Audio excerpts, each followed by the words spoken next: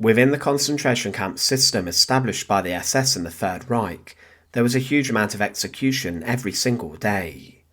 Those prisoners who were not fit enough to work would be sent to their deaths inside of the gas chambers, at camps such as Auschwitz, but there were also a number of other execution methods used inside the camps.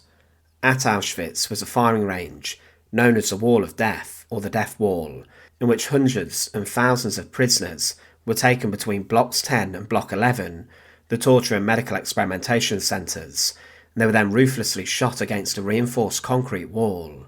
There was torture also administered next to this execution zone, and prisoners would be subjected to the standing cells, tiny small prison cells in which they were locked in for days on end.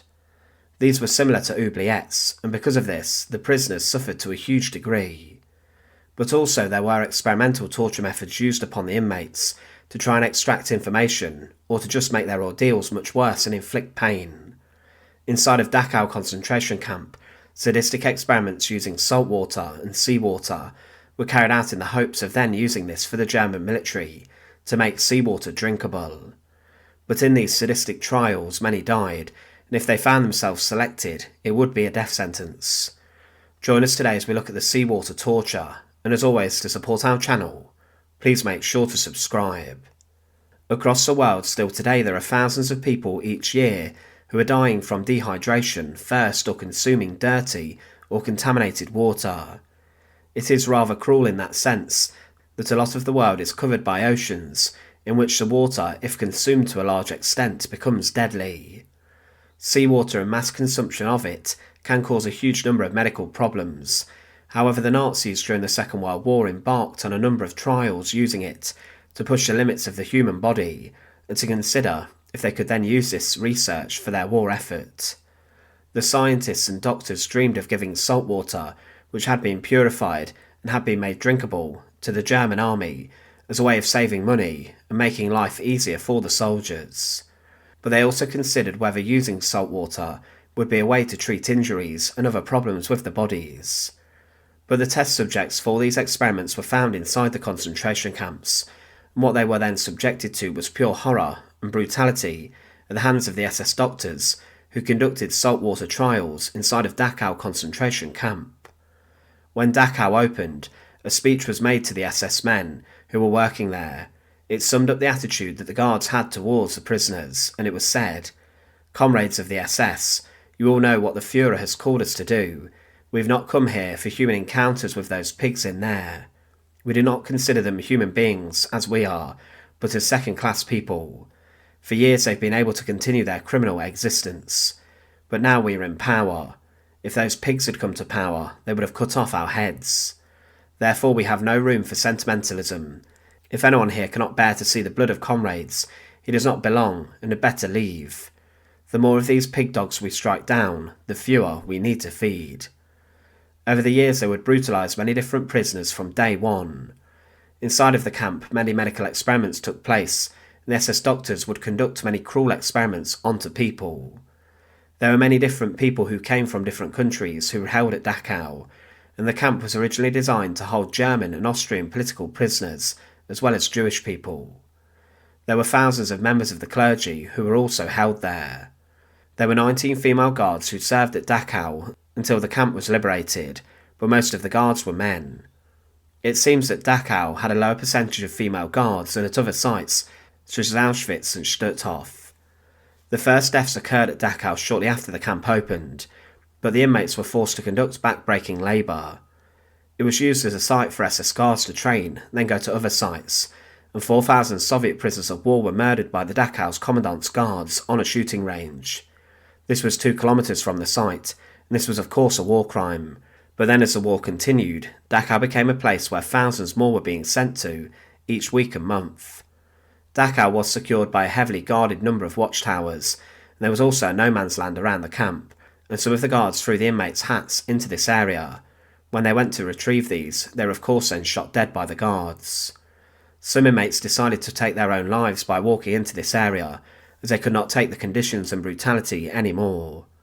The torture at the site was horrific, with standing cells, tiny little prison cells in which the inmates were forced to stand up to 24 hours a day, with a number of the cells having hardly any oxygen, accessible in them. These could be considered the oubliettes of Dachau, but as mentioned at roll call, flogging would take place, as would executions, to strike further fear into the hearts of the prisoners. However, humans rely on drinking fresh water to break salt down in our bodies and flush it out, and the salt water of the sea is too high in its salt content for human consumption. Because of this, drinking salt water is dangerous, but one SS doctor, who worked on these experiments inside of Dachau concentration camp, was a man named Hans Eppinger.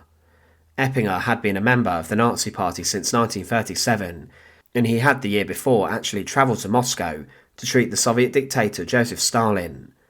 He was later dispatched to go and work inside of the concentration camps to experiment upon different prisoners. Specifically, Eppinger was interested in salt water and how it could be used for the German war effort. In 1944, there were 90 Romani prisoners inside of Dachau concentration camp who had been selected by the SS to take part in saltwater experimentation within the camp.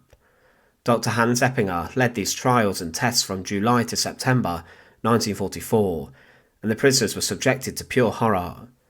They wanted to try and make seawater that was drinkable, but this was done at the expense of the prisoners' bodies. The inmates were deprived of any food, and they were starved, and the only thing they were allowed to consume was seawater, which had been filtered at different levels. The 90 prisoners were made very sick by consuming the salt water. They became incredibly dehydrated. Things became desperate, to the point where the prisoners began to lick the freshly mopped floors of the barracks and rooms they were kept in to try and stay alive and get some form of drinkable water which would replenish their thirst.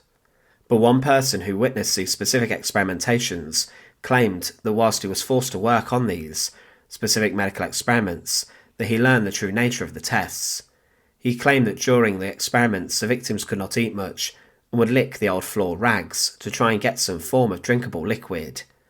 This man also said he could not step in and stop what was occurring, and he could not also provide the prisoners with some relief or help, and he was worried about his own life. He knew that if he spoke out or tried to help the prisoners, then he would probably be executed himself. There were some accounts of prisoners who caught a look as to what the experiments were that were taking place inside of Dachau concentration camp, and some of these who saw the true nature of them were then sent to the gas chambers to take their brutal secrets with them to their deaths. In terms of the experiments, the majority of the prisoners in the tests died from their treatment in the experiments. Drinking the salt water caused their body to dehydrate very quickly, and prisoners then began to urinate a lot, and their bodies tried to rebalance itself and to restore what was happening to it.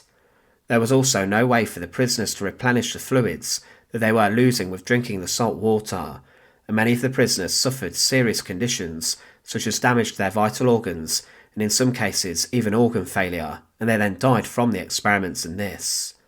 Some of the test subjects and prisoners may have also been sent to the gas chambers once the experiments were wrapped up. Little, if anything, was achieved in terms of progress with the experiments, but it had a huge cost. There was a doctor's trial after the end of the Second World War, and in December 1946, many doctors were brought to a courtroom in front of a judge to answer to the crimes of the camps and the experiments. 23 doctors were accused of this, and some were linked to the saltwater trials. In total, 16 of these doctors were found guilty of crimes against humanity, and there were 7 of them who were executed for what they did inside the concentration camps and extermination centres. Saltwater and seawater experiments inside of the camps achieved very little, but the prisoner ordeal was harrowing and horrific. Being selected for this was a very painful and prolonged death sentence, in which someone would experience awful treatment and a severe amount of pain. But it is today part of the concentration camps, which is relatively forgotten, but it shows the horror of the camps, but also the doctors. Thanks for watching. To support our channel, please make sure to subscribe, and once again, thank you so much for watching.